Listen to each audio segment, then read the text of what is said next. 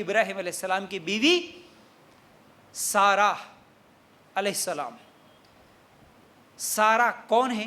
ابراہیم علیہ السلام، دیکھیے اب ابراہیم علیہ السلام کی سیرت ہم کئی مرتبہ سنتے ہیں، جب بھی قربانی کا موقع آتا ہے کئی مرتبہ ہم لوگوں نے سنا، لیکن اس میں سے ان کی بیوی سارہ علیہ السلام کے ساتھ جو ہوا وہ ایک چھوٹا سا واقعہ میں آپ لوگوں کے سامنے رکھنا چاہتا ہوں. وہ یہ، سارہ علیہ السلام کو لے کر ابراہیم علیہ السلام ایک مرتبہ سفر کر رہے تھے.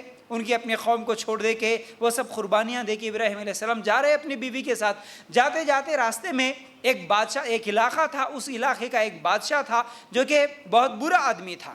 تو کیا ہوا کہ اس نے ابراہیم علیہ السلام اور ان کی بیوی سارہ علیہ السلام کو بلایا اور پھر ابراہیم علیہ السلام سے پوچھا کہ یہ کون ہے؟ ابراہیم علیہ السلام نے کہا کہ یہ میری بہن ہے، حالانکہ وہ ان کی بیوی تھی. تو بہرحال وہ دینی لحاظ سے دینی بہن ہے، اس طرح ابراہیم علیہ السلام نے بتا دیا ان کو. لیکن اس کے بعد اس نے کیا کیا؟ بری نیت تھی. اس نے کیا کیا؟ ابراہیم علیہ السلام کی بیوی سارہ علیہ السلام کو اس نے بلایا، اکیلے میں بلایا، اور بلانے کے بعد وہ بدتمیزی کرنا چاہتا تھا اور ایک بری نیت سے ان کے قریب گیا. سارہ علیہ السلام کے جیسے ہی قریب گیا، اس نے، کس نے؟ ابراہیم علیہ السلام کی بیوی سارہ علیہ السلام نے کیا ہے؟ نماز پڑھی. اس کے بعد اللہ تعالیٰ سے دعا کرتی ہے.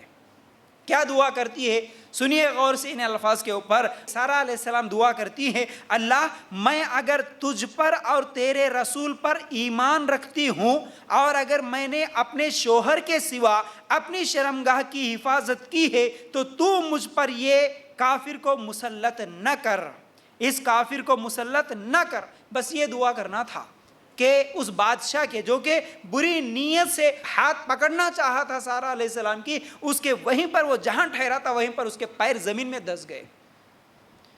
دیکھیے پاک دامن عورتیں، کیا ہوا کہ اس کے پیر زمین میں دھس گئے. پھر اس کے بعد سارہ علیہ السلام دعا کرتی ہے کہ اے اللہ، اگر یہ ابھی مر گیا تو پھر لوگ میرے اوپر الزام لگائیں گے کہ میں نے اسے قتل کر دیا، تو اسے بچا لے. تو پھر وہ باہر آ گیا، ٹھیک ہو گیا. تو پھر اسی بری نیت سے پھر ہاتھ آگے بڑھایا سارہ علیہ السلام کی ہاتھ پکڑنے کے لیے. پھر وہ دعا کرتی ہے، پھر دھس گیا. اس طرح 2 یا 3 مرتبہ ہوا. تو اس کے بعد اسے سمجھ میں آ گیا کہ یہ کوئی نیک عورت ہے، اس کے ساتھ میں کوئی غلط کام، غلط حرکت نہیں کر سکتا. تو اس نے کیا کیا؟ سارہ علیہ السلام کو چھوڑ دیا. اور ابراہیم علیہ السلام کے پاس جب وہ جاتی ہے تو یہ کیا ہے؟ بادشاہ ایک تو سارہ علیہ السلام کو بھی چھوڑ دیا، پھر وہاں سے حاجرہ کو بھی ساتھ میں دے دیا.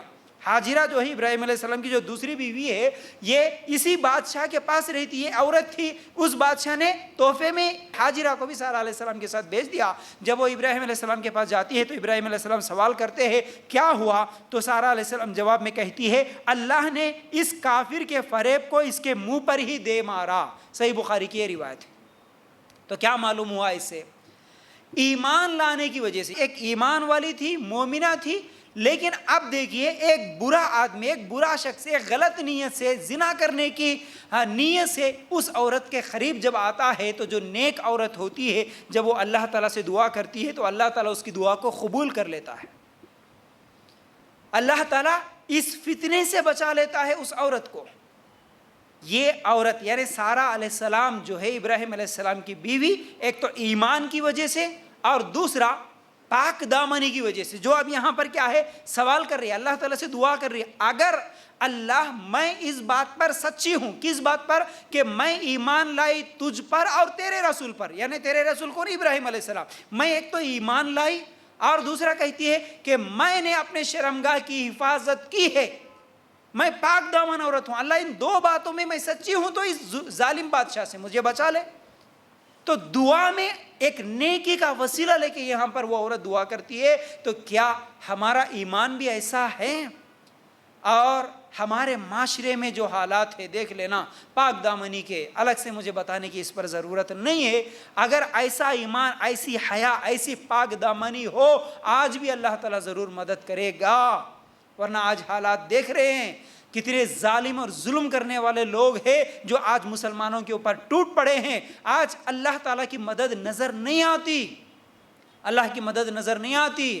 صرف ایک ہمارے ہندوستان کے اس ملک کے حالات ہی نہیں، بلکہ اس ملک کے کسی بھی شہر کے حالات لے لو جہاں بھی مسلمانوں کے اوپر ظلم ہوا، پھر اس کے علاوہ ہمارے اس ملک کے علاوہ افغانستان کے معاملات یا فلسطین کے اگر دیکھ لے، سیریا کے اگر ہم لوگ دیکھ لے، پاکستان کے اگر دیکھ لے، کہیں کے بھی جہاں کہیں بھی مسلمان عورتوں کے اوپر یا مردوں کے اوپر ظلم ہوا، وہاں پر ایسے واقعات ہزاروں میں ملیں گے، ہزاروں میں ملیں گے۔ میں وہ زبان سے بیان بھی نہیں کر سکتا، ایسا ظلم ان مسلمان عورتوں کے اوپر ہوا۔ کھانا پانی کے لیے ترسنا پڑا، بھوکے اور پیاسے رہ کر ترسنا پڑا، پھر بھی وہاں کی ملٹری جو حرکتیں کری مسلمان عورتوں کے ساتھ میں بیان نہیں کر سکتا۔ یاد رکھنا ایسے حالات میں بھی اللہ تعالیٰ، ایسے حالات ایک تو لاتا ہی نہیں اللہ تعالیٰ، ایمان والوں سے اللہ تعالیٰ کا وعدہ ہے، قرآن میں کئی جگہ پر وعدہ ہے۔ اگر ہم ایمان میں سچے ہوتے، اگر ہم عمل میں سچے ہوتے، جیسے یہ صحابہ، یہ صحابیات، یہ خواتین جیسے سچے تھے، یہ سچی تھیں، اگر ویسے سچے ہم ہوتے تو اللہ کی مدد آتی۔